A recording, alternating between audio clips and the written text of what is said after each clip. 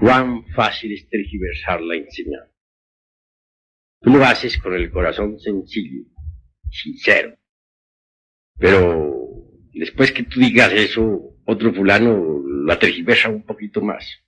Y el tercero sigue tergiversando más. Y cuando la enseñanza llegue a toda la América, se estará diciendo, Samael aún mejor está contra las virtudes, no más virtudes. Así se tergiversa la enseñanza. Y así se ha tergiversado la enseñanza de todos los hermanos mayores que han ayudado a la humanidad. ¿Qué quedó del budismo? ¿Me puedes decir tú? Gautama Sakyamuni habló contra el abominable órgano kundartiguador. Toda su doctrina fue contra las malas consecuencias de ese abominable órgano. Hoy tenemos un evangelio budista deformado completamente. Ya nada, casi nada queda del budismo antiguo. Todo ha sido deformado. No estoy pronunciándome contra las virtudes, aclaro. Debemos pensar correctamente. El agua es útil, es magnífica, es buena en el lavamanos. Es buena en su recipiente, el baño. Pero ¿qué dirían ustedes del agua metida en la sala, inundando las recámaras? Ya cambiaría todo, ¿verdad? Sería mala. El fuego está bueno en la cocina. También está magnífico ahí en las veladoras. Pero si el fuego en este momento estuviera quemando esta casa y llegaran los bomberos, ¿qué diríamos? Sería una calamidad, ¿verdad? Así toda virtud es buena en su lugar, pero fuera de su lugar es mala. Un misionero, como ustedes, está bien que dé las enseñanzas, que las divulgue por todas partes. Pero ¿qué tal que ustedes, en vez de divulgar las enseñanzas, entre las distintas gentes, por ahí en las calles, o en los lumiciales, o en las casas de familia, se fueran a los prostíbulos a divulgarla? ¿Estaría correcto eso? Sería malo, ¿verdad? Entonces el misionero se convertiría en ¿qué? Un malvado, ¿verdad? Muy bien. Pero no quiere decir que el misionero sea un malvado. Todo depende del uso que haga de sus virtudes. El dinero en sí mismo no es bueno ni es malo. Todo depende del uso que se haga de él. Si se emplea para el bien, es bueno. Si se emplea para el mal, es malo. Lo mismo son las virtudes. Son preciosas, son gemas inefables.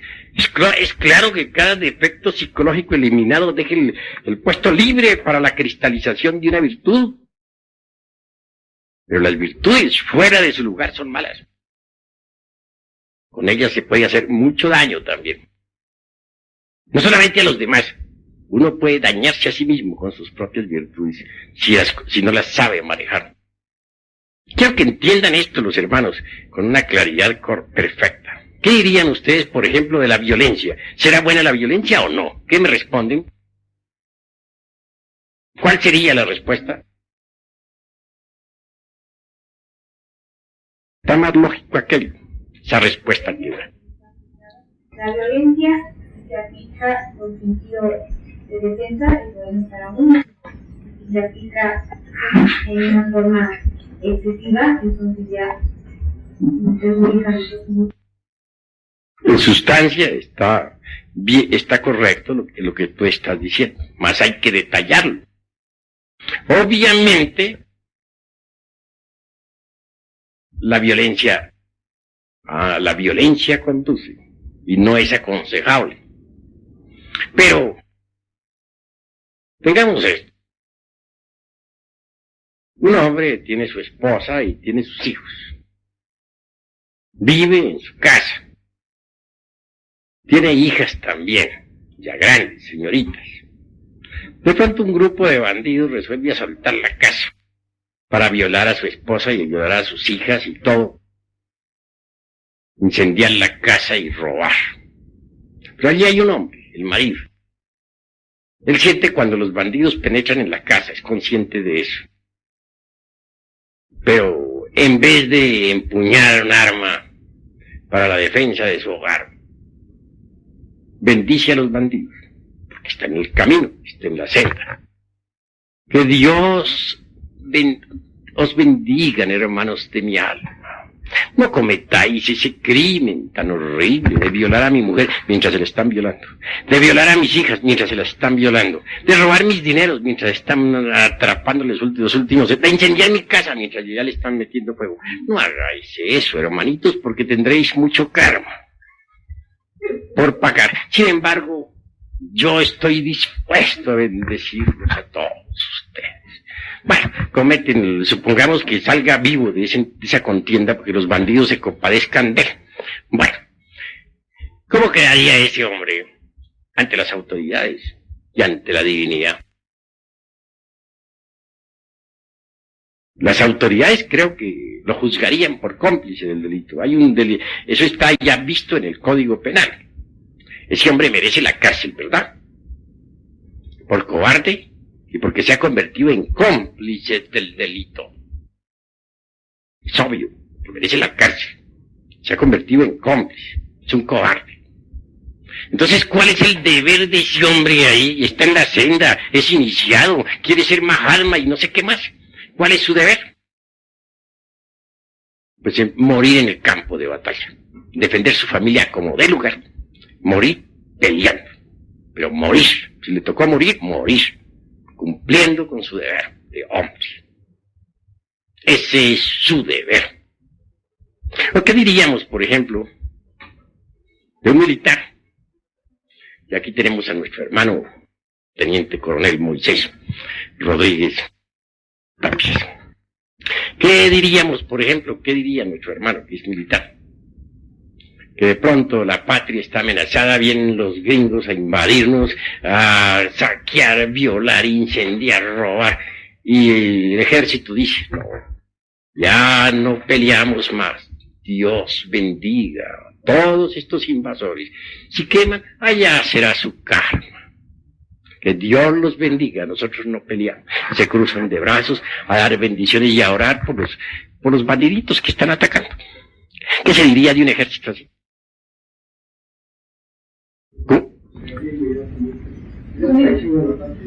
Alta traición. Eso es obvio. Alta traición. Condenable no solamente por los jueces de la tierra, sino por la divinidad. ¿Cuál es entonces el deber del ejército en ese momento? Defender. Hay que usar las armas. De manera que las armas en sí mismas no son ni buenas ni malas, todo depende del uso que se haga de ellas. Si se emplean para el bien son buenas, pero si se emplean para el mal son malas. Todo depende. Así pues, esto de las virtudes es algo que hay que reflexionar muchísimo, porque con las virtudes también no solamente se puede dañar a otros, sino dañarse a sí mismo. A ver, va a preguntar algo el hermano. A mí, yo no he entendido en el Ramayana por qué Krishna incita a Arjuna a que pelee contra de sus parientes. Yo he sabido interpretar eso. Que dice que nosotros somos nosotros que acabo el alma. Persiste esto. Eso no lo he entendido. Bueno, que viva Krishna y con sus ánimos que le da Arjuna y que vive esa pelea contra los parientes, maravilloso. Yo mismo estoy de acuerdo, vamos a pelear contra todos los parientes, desenvainemos la espada y vamos contra todos. ¿Sabes tú cuáles son esos parientes? Pues son todos los agregados psíquicos que en nuestro interior cargamos. Contra ellos hay que pelear y muy duro aunque nos duela. Son nuestros parientes, pero hay que darle chicharrón. Y ni modo. A ver, hable pues. ¿Qué interpretación se le puede dar? ¿Cómo? ¿Qué interpretación podemos dar a la enseñanza evangélica de que si se dan una mejilla con la otra? Eso sí, yo les aseguro que si alguien viene y me suena, pero yo le pongo la otra para que me suene más duro. No hay problema. Pero si tengo un grupo de niños aquí juntos, o si estoy de guardián aquí del templo, estoy ocupando, por ejemplo, el puesto del hermano y en ese momento llegan un grupo de bandidos a darle chicharrón a ustedes, yo ahí me la juego. Para eso está la espada y si me salen adelante, bueno, yo muero en el campo de batalla. ¿Cuál es el deber de un guardián? Respuesta. Defender aún con la vida las personas que están guardiadas. Correcto. Tú en este momento eres guardián del templo. Si en este momento alguien viene a atacarnos, vienen las multitudes, viene el vandalaje a atacar a estos hermanos, tú tienes que perder tu vida ahí si hay necesidad. Porque ese es el guardián del templo. De manera que entonces, una cosa es una cosa y otra cosa es otra cosa. Una cosa es que nosotros bendigamos a nuestros enemigos, que devolvamos bien por mal, que pongamos la mejilla derecha para que nos suenen más duro. Y otra cosa es cumplir con nuestro deber cuando llega la hora de cumplir, de defender, saber defender a los que están a nuestro cargo. ¿Entendido? ¿Hay otra pregunta? Sí, hermano.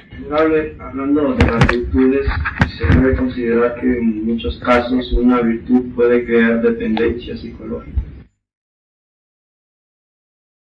Pero la virtud, cuando no se sabe usar, puede crear dependencias psicológicas, puede convertirlo a uno en tirano, puede hacerle a uno dar un paso en falso, etc.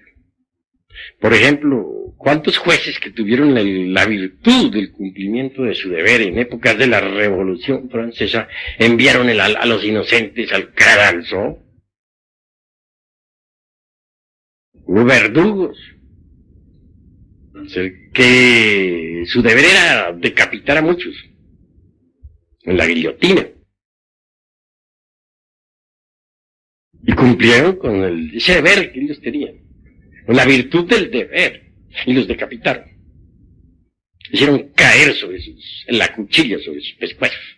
¿Está eso correcto? De manera que entonces, ¿qué? Hay que aprender a manejar las virtudes, no es que sean subestimables, son gemas preciosas, afloran en nosotros conforme los agregados psíquicos van siendo eliminados. Pero cada cosa en su lugar. Ya dijimos que el fuego está bueno en la cocina, pero no en la sala.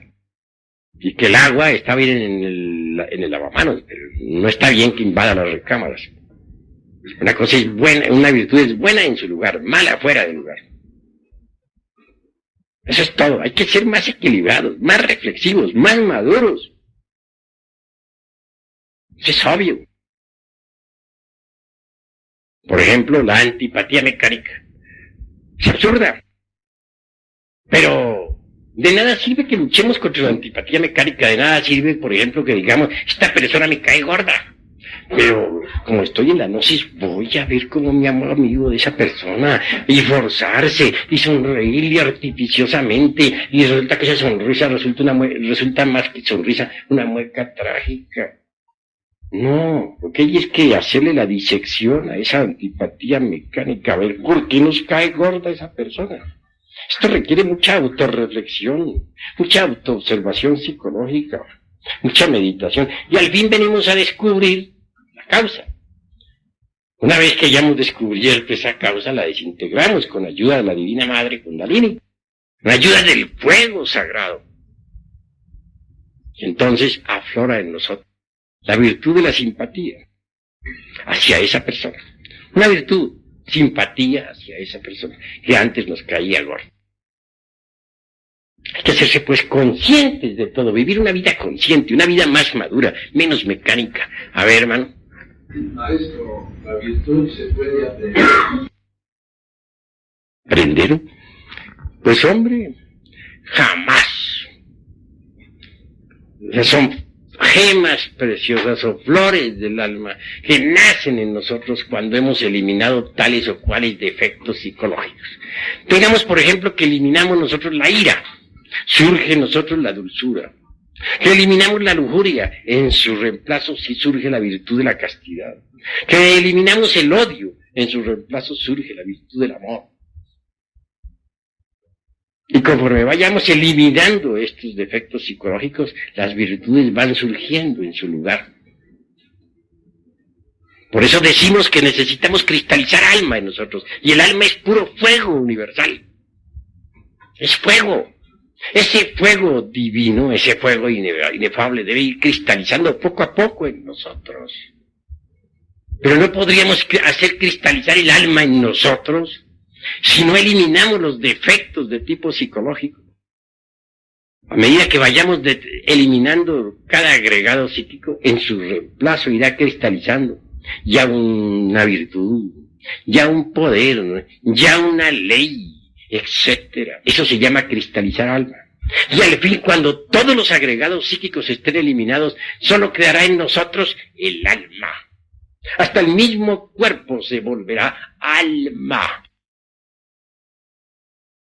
¿Qué es el cuerpo de un mutante? Es un cuerpo ya convertido en alma. Pero para cristalizar el alma en nosotros, que es puro fuego vivo, se necesita forzosamente eliminar los agregados psíquicos. Y esto solamente es posible pasando por grandes crisis emocionales. Porque esto no es cuestión meramente intelectual, no, hay que pasar, para eliminar un agregado psíquico, tiene que pasar por terribles arrepentimientos, llorar, desesperarse, darse contra el suelo y hasta azotarse si hay necesidad. Hay que sufrir muchísimo, arrepentirse, pasar por terribles, repito, amarguras. Si uno no pasa por esas crisis emocionales, pues no desintegra lo que debe desintegrar y no cristaliza las virtudes. Y no cristaliza el alma. Pero cuando uno logra cristalizar el alma y se convierte todo en alma, entonces resplandece gloriosamente. Es una llama más de la gran hoguera, ardiendo entre la aura magnífica del universo. Así nos enseña la doctrina del fuego. Y así debemos nosotros comprenderlo. ¿Alguna otra pregunta? Eros es una del fuego y la madre divina el fuego también en nosotros. ¿Cómo se hace para que Eros nos asista para llegar a lo máximo de ese fuego, que no se nos escape como algo? ¿Qué? Que no se nos escape. Es que Eros es fuego, fuego sexual, que emana de la mónada. La mónada a su vez la recibe del logos. Ese fuego erótico surge concretamente desde la valquiria, desde el Buddhi, en la manifestación. No se escapa cuando no se derrama el vaso de hermético,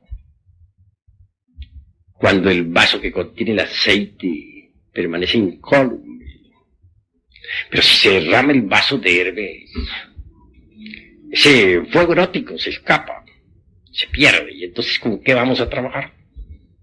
Nosotros necesitamos del poder de la mónada, si es que queremos lograr eliminar los agregados psíquicos. Así se debe entender, así se debe comprender. ¿Hay algo más que preguntar? Sí. ¿Hasta dónde ese fuego se debe agitar? ¿Se debe qué? ¿O hasta dónde se debe trabajar con ese fuego? ¿Debe ser de forma también rítmica? ¿O se puede llegar a agitarse el fuego? El fuego se manifiesta o se debe usar, para ser más claro, durante todo el trabajo esotérico de forma pues perfecta, rítmica, porque hay tiempos de plus y hay tiempos de minus, hay tiempos de mahambantaras particulares y tiempos de mahapralayas particulares, tiempos de actividad y tiempos de reposo. A cada época de actividad debe sucederse una pausa magnética creadora. Que todo existe el biorritmo. A ver, hermano. Maestro, volviendo a lo de las crisis emocionales que usted mencionaba, sería congruente que una persona que esté interesada realmente en realizar la gran obra pidiera a su ser lo hiciera pasar por esa crisis emocional. El ser es el ser y tiene muchas partes. ¿A cuál parte del ser te estás refiriendo? Por lo menos al entrenador psicológico, a la luz particular. Cada parte del ser merece ser reflexionada, porque sabemos muy bien que de la llama única emanan las 7 llamas, y las 7 se multiplican por 7, y esas 7, y a su vez sigue así por otras 7, etcétera, etcétera, etcétera. De manera que, obviamente, uno solo hace una parte. Las otras partes del ser, eso es obvio. Cada llama está obligada a trabajar. Pero, obviamente, es la Madre Divina Kundalini, la esposa de Shiva, la obligada realmente a realizar el máximo del trabajo. Y en cuanto a las crisis emocionales, es cuestión del centro emocional superior. Es cuestión de comprensión. Cuando uno comprende lo absurdo que ha sido, cuando uno se da cuenta de que uno no es más que una piltrafa humana que no vale nada, entonces surge el arrepentimiento por todos los delitos cometidos. Y de ello deviene la crisis emocional natural, no fingida, sino sentida de verdad. Eso es todo. Maestro, cuando se dice que el agua es el habitáculo del fuego, se está diciendo de que el fuego proviene del agua, o es el fuego el primer elemento que le da vida a los demás elementos. El agua puedes tú analizarla. Encuentras la fórmula HO2. Pero esa H2 sin FOHAT quedaría incompleta. Hay que añadirle a la fórmula el FOHAT. De manera que entonces no podría existir el agua sin el elemento fuego, que es lo primordial, es lo fundamental. Cuando el fuego condensa, primero lo hace en aire, después en agua y por último en tierra. Puedes conocer los elementos químicos del agua, el HO2. Puedes conocer los elementos químicos de la tierra y saber lo importante que es el carbono. Puedes conocer los elementos químicos del aire y saber lo que es el nitrógeno y el oxígeno. Pero ¿cuáles son los elementos químicos del fuego? ¿Quién ha analizado esa sustancia? ¿Cuál es su fórmula? Hasta ahora es desconocida. ¿Por qué? Porque es la expresión viva de la seidad, es la reflexión del logos en el universo. De verdad que del fuego sale todo.